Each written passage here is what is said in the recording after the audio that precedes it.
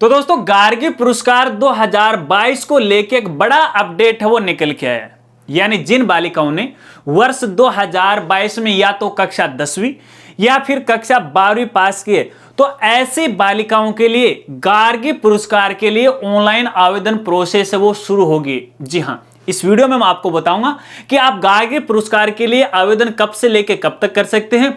और इस बार बालिका शिक्षा फाउंडेशन की तरफ से गार्गी पुरस्कार 2022 को लेकर एक बड़ा परिवर्तन किया गया।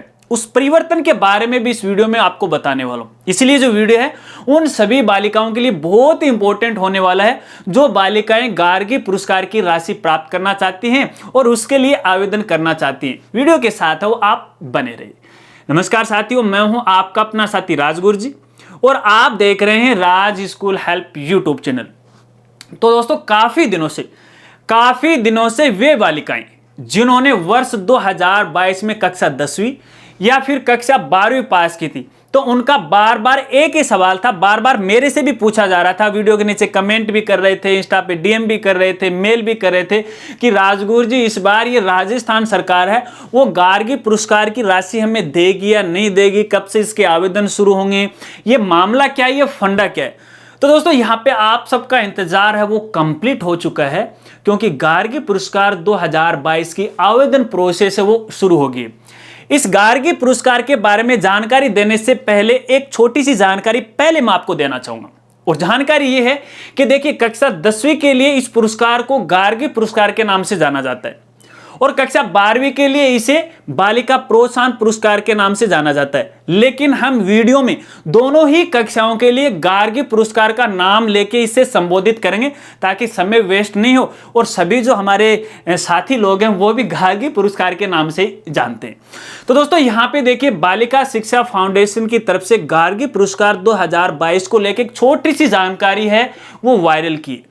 और वायरल ये की है कि जिन बालिकाओं ने वर्ष 2022 में या तो कक्षा 10वीं या फिर कक्षा 12वीं में 75% या फिर इससे अधिक अंक प्राप्त किए, तो ऐसी जो बालिकाएं हैं गार्गी पुरस्कार के लिए आवेदन है वो कर सकती हैं। अब दोस्तों यहां पर जानकारी देना चाहूंगा। देखिए, गार्गी पुरस्कार 2022-23 के जो नए नियम हैं, क्या आपको दस्तावेज चाहिए, किस तरह से आवेदन होगा, इसको लेके मैंने तकरीबन 1 महीने पहले ही वीडियो है वो बना दी थी, क्योंकि 1 महीने पहले भी मेरे पास ये जानकारी आ चुकी थी।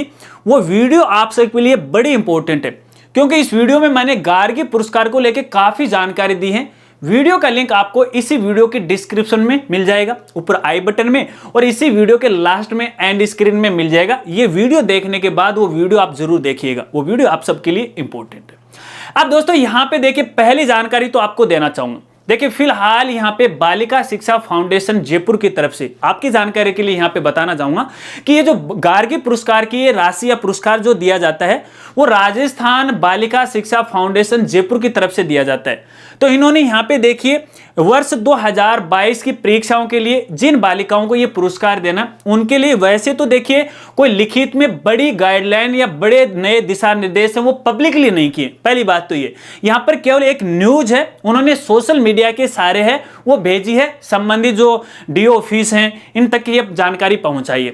अब उनमें ये कहा गया है कि गार्गी पुरस्कार 2022 है, यानी जिन बालिकाओं ने वर्ष 2022 में कक्षा 10वीं और कक्षा 12वीं पास किए, तो उनके जो आवेदन है नवंबर के प्रथम सप्ताह से शुरू हो जाएंगे। नवंबर के प्रथम सप्ताह से, कहने का मतलब 10 नवंबर से पहले 5 नवंबर के बाद और 10 नवंबर से पहले आवेदन प्रोसेस है वो शुरू हो जाएगी, अगर कोई टेक्निकल समस्या नहीं आती है। टेक्निकल समस्या से यहाँ पे मेरा मतलब है कि वेबसाइट पर किसी प्रकार की कोई दिक्कत नहीं आती है, क्योंकि फिलहाल यहाँ पे देखिए, जिन बालिकाओं ने वर्ष 2019-20 में और 20-21 में कक्षा 10वीं और 12वीं पास की है, जिन्होंने प्रथम किस्त या द्वितीय किस्त के लिए अभी तक आवेदन नहीं किया है, तो देखिए यहाँ पर काफी सारी ऐसी बालिकाएं बच गई जो आवेदन से चूक गई।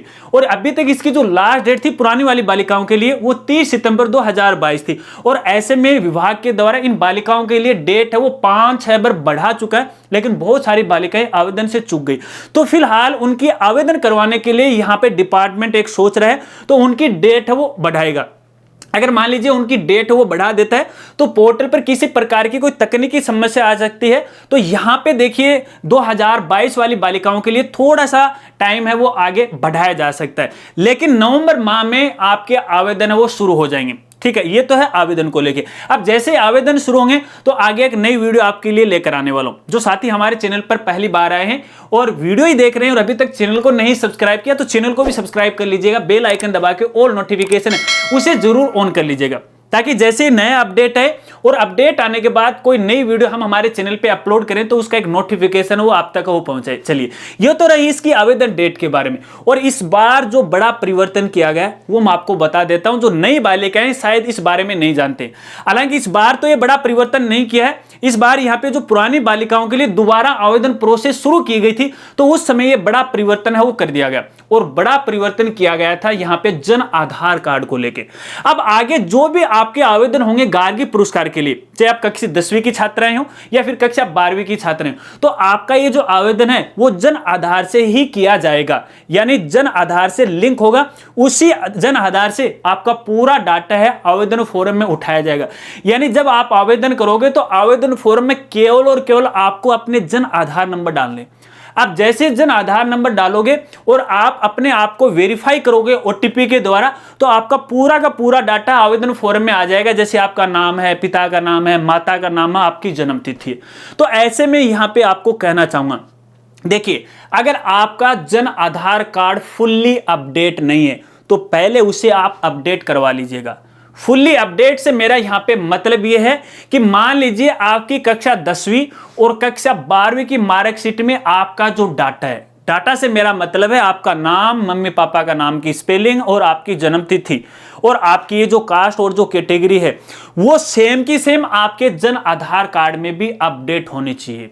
अगर वो अपडेट नहीं है तो आपका डाटा फेच नहीं होगा, आपकी नेम की स्पेलिंग मिसमैच हो जाएगी, आपके मम्मी पापा के नेम की स्पेलिंग मिसमैच हो जाएगी और मिसमैच होगी तो आपकी जो आवेदन प्रोसेस है वो आगे ही नहीं बढ़ पाएगी।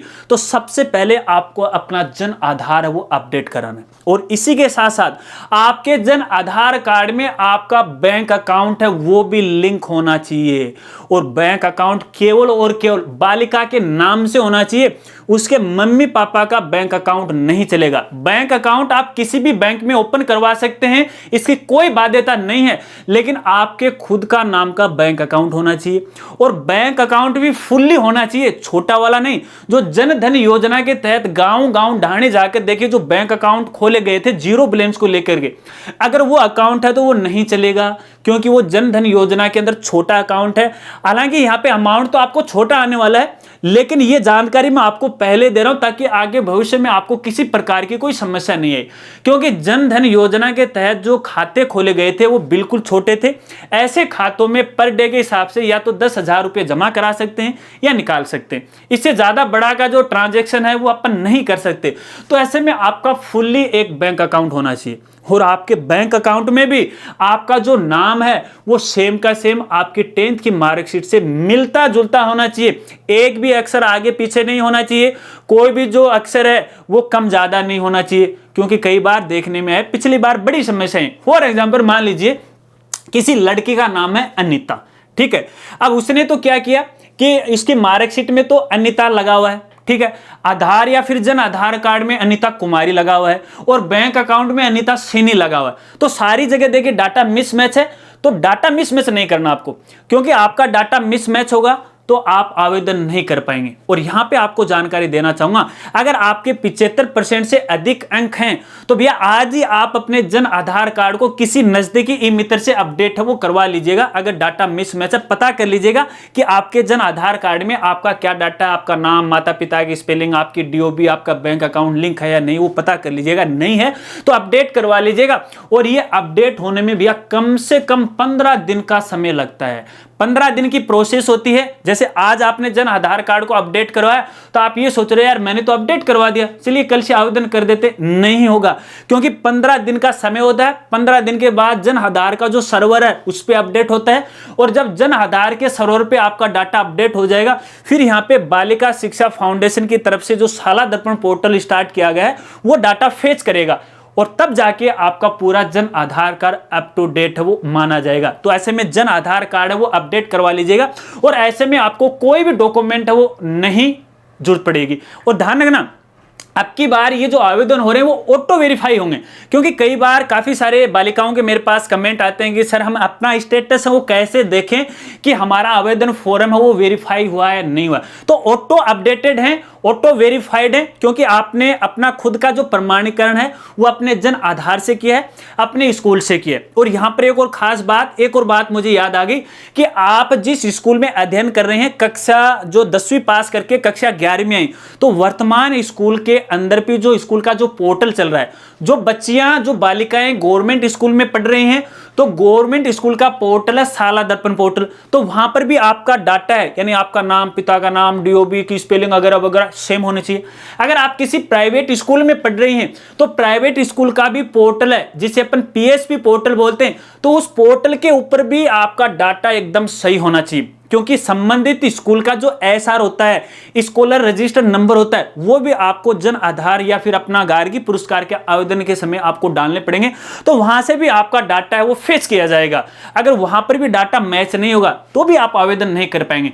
तो इन कुछ बातों को आपको खास तौर पर ध्यान रखना है, पहले से ही तैयार हो लेना है। शायद ही इसके बारे में किसी साथी ने आपको जानकारी दी होगी।